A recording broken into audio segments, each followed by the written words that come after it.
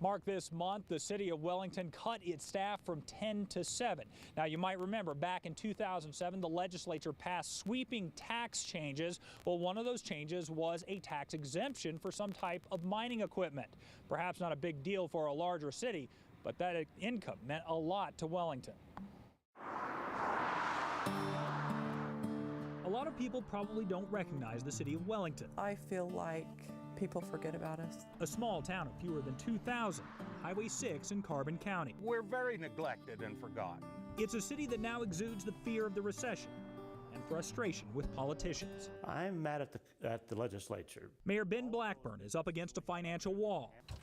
Short more than $200,000 and forced to eliminate 3 jobs out of 10, all because of a change in tax law. I understand mining.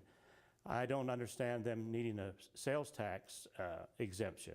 These tax amendments went into effect in 2008, and less than 20 lines exempt some mining equipment from sales tax.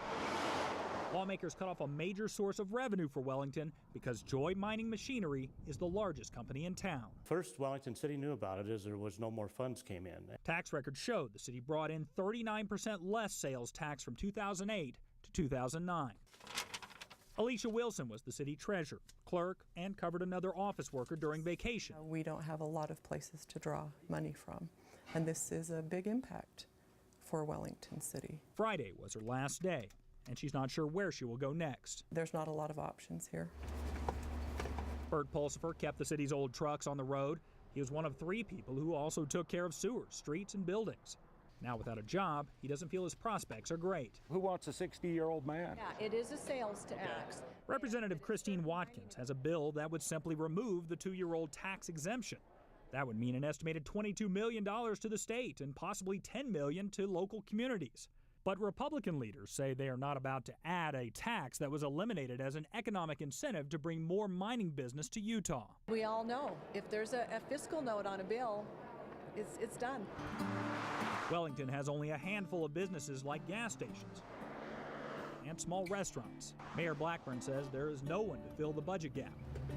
And people like Bert and Alicia clearly feel betrayed. How many people's got to be unemployed before they quit doing the things they do? I wish they would look at this as a whole picture, not just who gets the biggest benefit from this.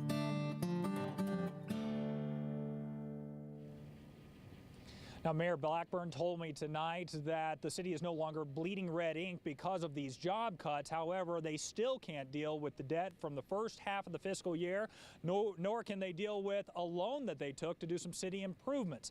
Now, I spoke to Wayne Niederhauser. He is the senator who is the chief sponsor of that tax bill. He says he'd like to see some hard numbers from Wellington about how much they are really impacted by that tax exemption, and perhaps lawmakers could then deal with Wellington specifically instead of repealing that tax change. Back to you, Mark and Shauna. All right, Field.